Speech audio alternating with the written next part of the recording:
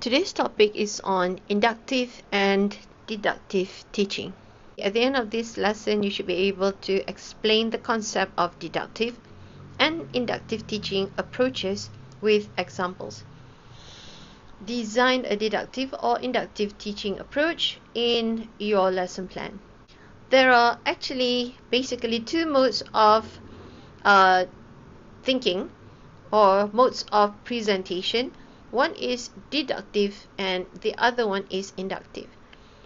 So deductive teaching means moving from general or rule to examples.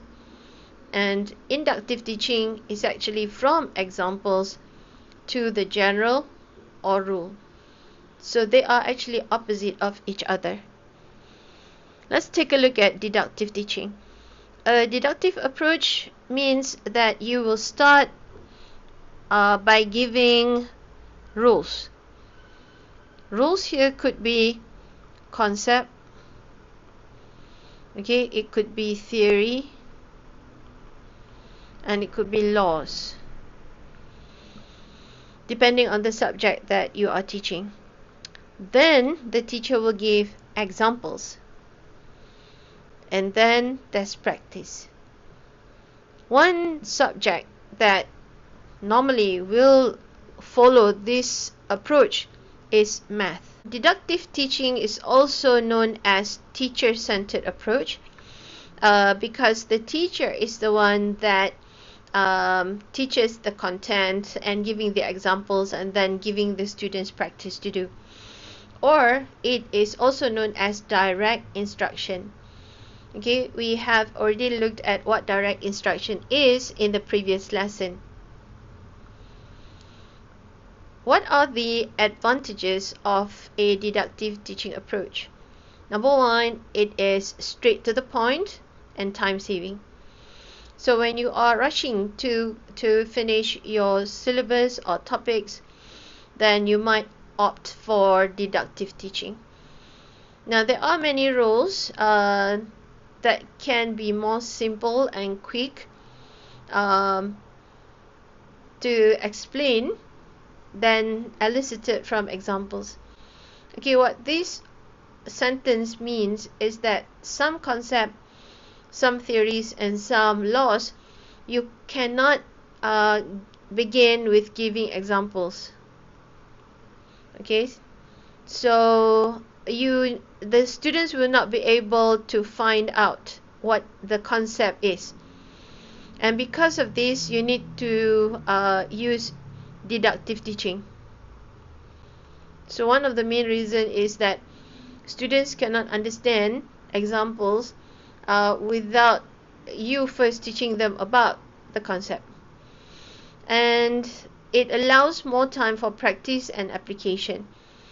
It actually confirms what the students think about classroom learning, which is the traditional method. Okay, traditional method or teacher-centered.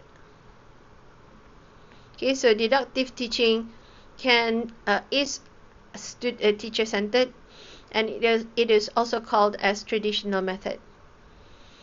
Disadvantages of a deductive approach. Okay, so we do have disadvantage when we use deductive approach.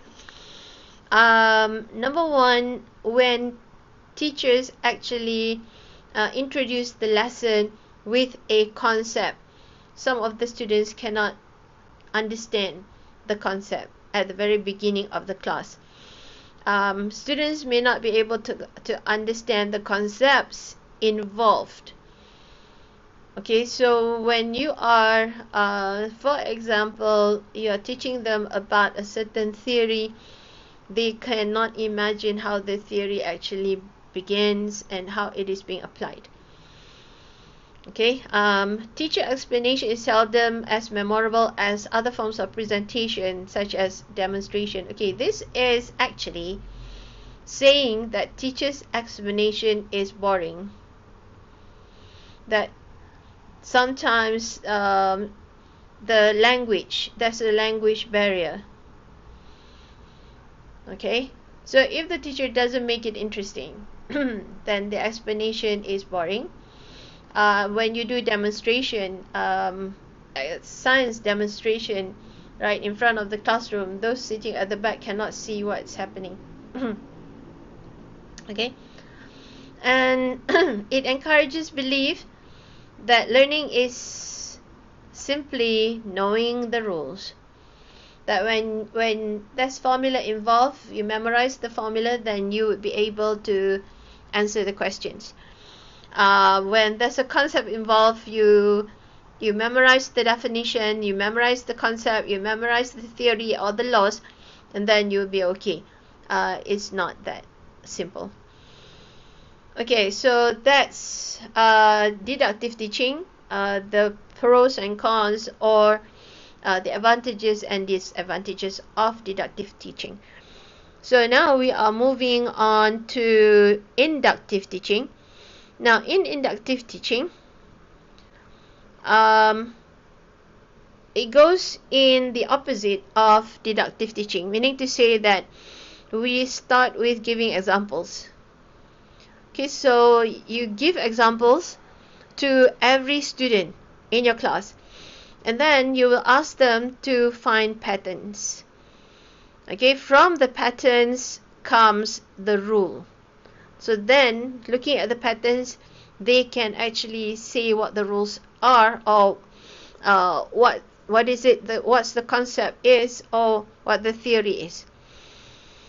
So all subjects can be taught using inductive teaching method. Okay, you do need to spend a bit of a time preparing materials for your students. If you have 40 in a class, that means you have to cut papers or strip of papers, or if you are looking into the types of leaves, then you need to find 40 different leaves for one for your whole class. Okay, now for inductive teaching, it can be used to teach concepts and generalizations. So you need to pick and choose which topic is suitable for inductive teaching, which one is suitable for deductive teaching. Because if you have never done this, it would be quite daunting to actually think of the examples that you should give the students, and how the students should then be led to finding the patterns, and after the patterns, finding the concept. Okay. Now first, if this is a science class, for example, the teacher gave a set of data to the students, and then ask them to make observations of the data, and then instruct students to state the concept or generalization. Teaching strategy would be effective when there is participation from the students, and this will actually make the activity more interesting. Students in an inductive teaching class would be taught how to notice patterns, and this will help to form the generalization or the rule. Okay, and noticing is the process of students becoming aware of something in particular. Example in the data given. Okay, it could be whether in 2 months. So they will search for the patterns there. Okay, and then they can come up with their own concept. That, for example, when the moon is very close to the earth, then the sea level will rise in the month of, let's say, ABC. Okay, and looking at 2 months, they can see that on certain days the level of the tide actually rises when the moon is near. That is gravitational force. Students, remember, students will not only learn content, but they will need to learn how to process data of what they see even in everyday life, okay, and how to use it to arrive at an appropriate conclusion. Okay, so even though you're not a scientist, even though you're not a science teacher, but you still arrive at a conclusion. So when you know how to do it right, then your conclusion could be accepted by many people. Okay, the inductive, okay, inductive teaching method actually involves 3 general initiatives. Number 1, you need to plan the activity. Number 2, you need to execute the activity. And number 3, you evaluate the outcome. So let's take a look at how we do this. Right, so the first one is planning the activity. Okay, you need to remember 2 things when you are going to do this. Number 1 is that you need to determine the concept of what that you are going to teach, or you look at the learning objective that the students will need to achieve. Okay, so if you know what the concept is, then that is the concept that you're going to teach. If not, you look at the learning objective, and then you need to select relevant examples. Now let's say the learning objective is to identify, okay, let's say digestive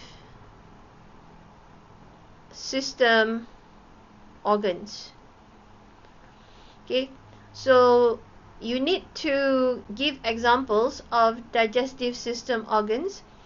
It could be cut out, it could be this system you are, okay, this one specifically is for humans, so you might give examples from other species as well. Okay, and then they need to put it together, or once they see the shape, they know that that's one example of an organ. Alright, next one is executing the activity. There are 4 steps that you need to follow. Step 1, you need to give instructions to the students to observe the examples. So if you have examples given to them, whether it is in the form of digital or cutouts or handouts, they need to observe the patterns. Then number 2, teacher will record all observations made by students. In this case, you need to have piece of paper, or if you have an iPad, you can write it in the iPad using numbers. Okay, and then number 3, prompt observation. Prompt observations with cues and answers and questions. We have learned in teacher talk that one of the discourse is called cueing. So yes, you will need to give cues to your students to actually observe. Okay, maybe they only see it one way, so when you give cues that they should look it from another angle, for example, then they might see it in a different light. And number 4, step 4, once they manage to observe, and then they will arrive at the generalization, and you need to reaffirm. So reaffirm by teacher. Okay, reaffirm by teacher. Now the third one, after that, you need to take a look at the observations made by your students. Okay, you do need to take note of the observations after you have given them several examples. Okay, and then you will be able to see whether the students manage to see the pattern or they don't. So if they don't, then you need to prompt them again, give them cues again, so that they would be able to see it in a different way. So once they manage to do that, that means they manage to see the pattern, then they will make their own conclusion, and you as a teacher will reaffirm. Okay, let's look at one example of inductive teaching method. Okay, so the example is from this learning objective on English language. Okay, so the LO is here. The end punctuation mark is placed inside the quotation mark in direct quotations. Of course, this as LO is not written in the LO format. Okay, next. Remember number 1. Okay, that you need to think of the concept, okay, or the learning objective, and then you need to come up with examples. Okay, so you need to come up with examples. Now you can do it this way. You can give each individual in your class one set. That means these questions, for example, these questions. So you cut them into strips. Okay, you cut them into strips and you label them A, B, C. Okay, or you can do it all at once with the whole class, where you show, let's say, example number 1 on the screen. Okay, maybe using Keynote or PowerPoint slide. Okay, so those are examples. Next, you need to start to show and then ask students to observe, and then you take note of what they observe. Okay, take note of what they observe here. Okay, so the first sentence you display is, there are fruits in the basket, Jane said. And then you ask your students, okay, what do you observe in this sentence? Then the students, for example, they can write it on a piece of paper, or if you have they have an iPad, they write it on the iPad and then show it to the teacher. Then you take note of what they say. Or another way to do this, where you can get all responses, we'll be using a Padlet. Okay, so you can say that number 1, example number 1, so please write your observations. That way you don't need to write, but you only see what your students write. Okay, so here are some examples of the observation done by the teacher. Observation students made. Jane must be happy.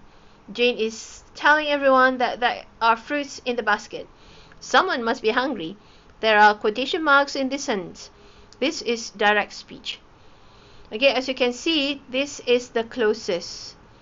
So that means only one student is able to notice that the quotation mark is found in the sentence.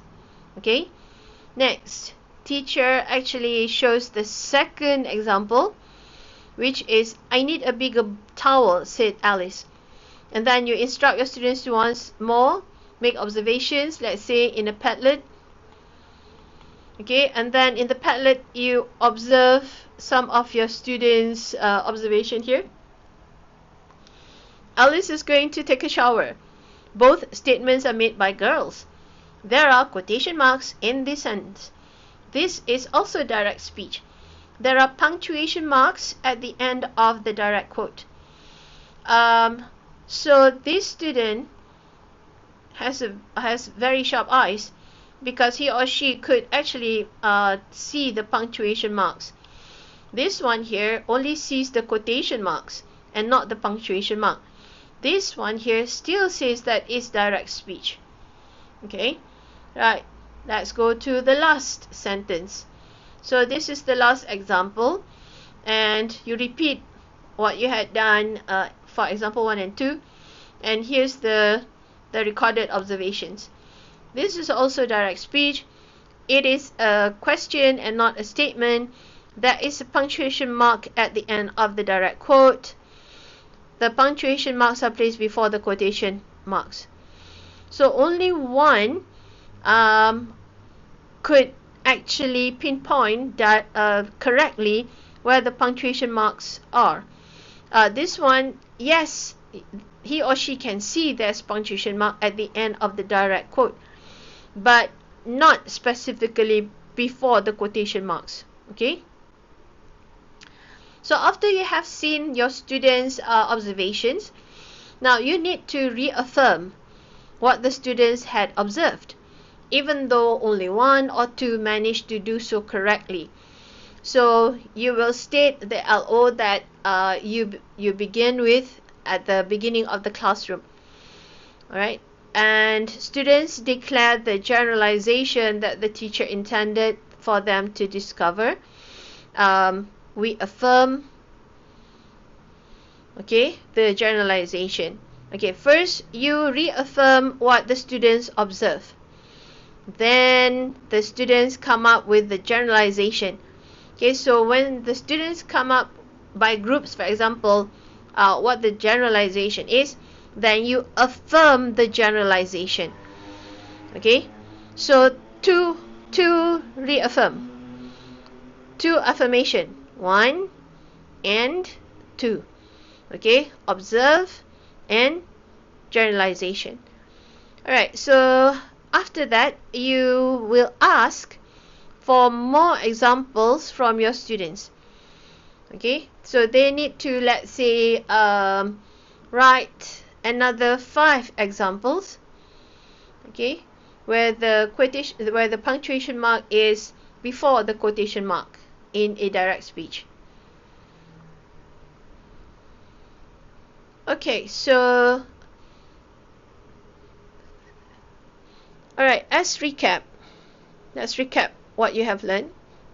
Okay, let's recap what you have learned here. Let's recap this topic.